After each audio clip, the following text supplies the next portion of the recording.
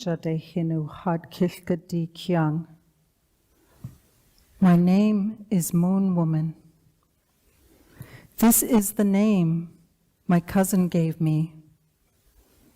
My cousin wants me to be as bright and gentle as the moon, splendid and pure, even in the darkest night.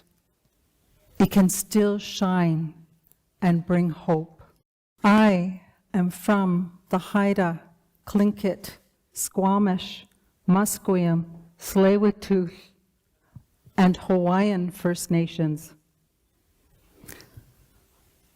Our ancestors have lived on this land for thousands of years. They hunted, fished, and picked berries. They raised children. They sang and they danced. They had their own love stories. We have our own heroic and wonderful legends. We stood on guard for this land. Generation after generation. Generation after generation.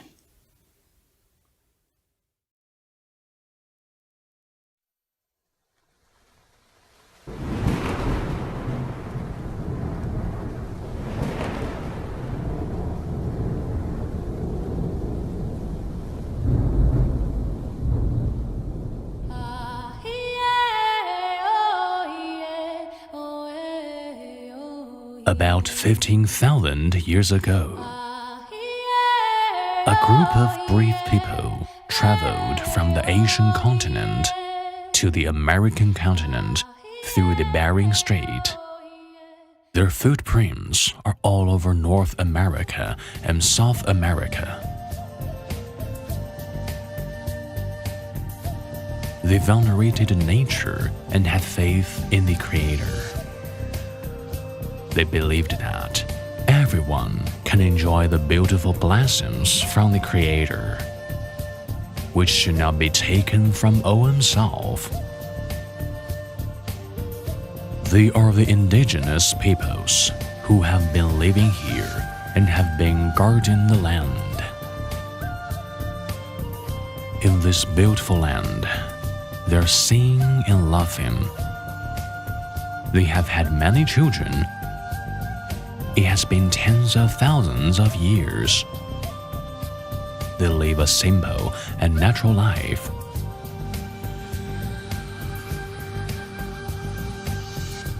Men are as agile and fierce as eagles.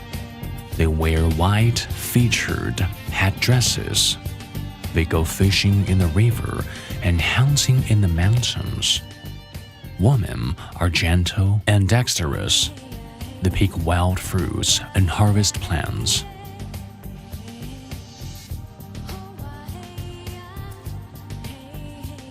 They have established a profound friendship with all creatures. Deer, horses, and eagles are our brothers, as well as yours. They're good at singing and dancing. They are very talented in poetry. The lyrics of a song, in tune with the drum beats, sing out a scene of either reality, subtlety, and hauntingly dreamlike ambience, which seems to come from afar, just like the sounds of nature. Their dances are very sonorous and are very powerful. Their customers are gorgeous.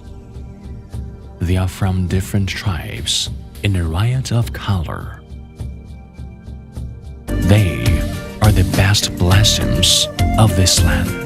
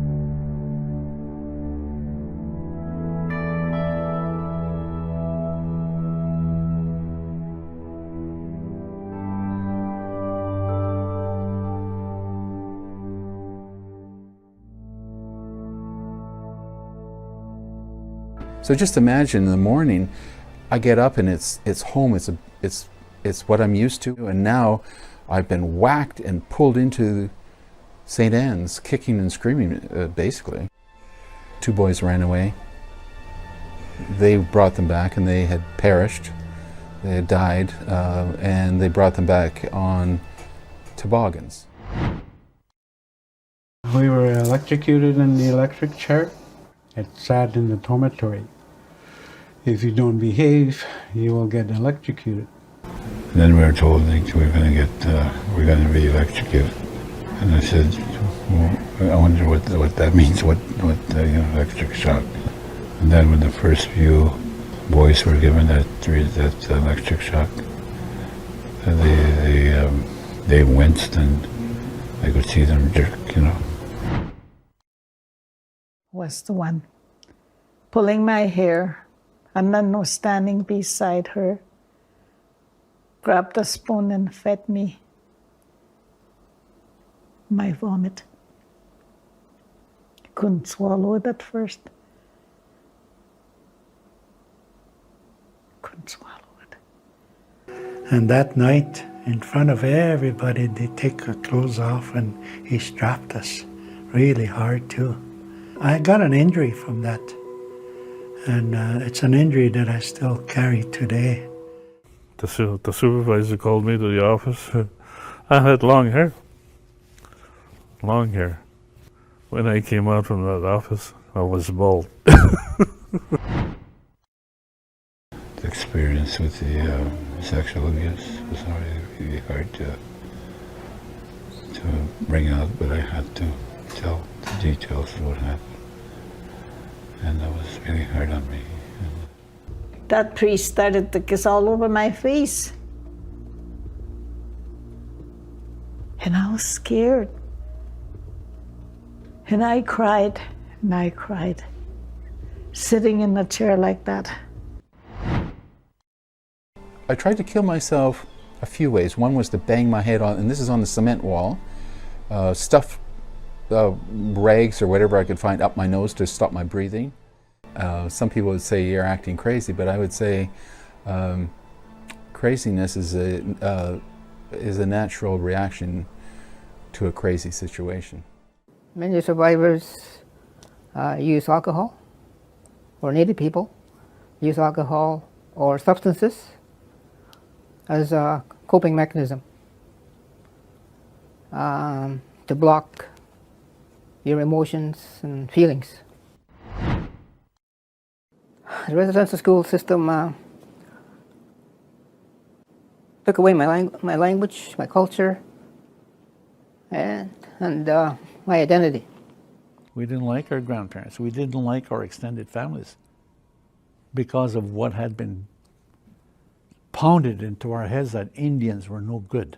Grandparents spoke their language perfectly, beautifully, and they were very deliberate in not passing that down to their children and in not passing that down to their grandchildren. They didn't want us to know the language because they were so afraid. We told a story to the police, and all of us thought we were telling it to the government. But they were coming to us as if they didn't know anything about what had transpired before. Obviously, they were playing games. They didn't want to release the documents. Because? It implicates too many people. Implicates people in government. It implicates people in church. Why would you hide something if it doesn't implicate somebody?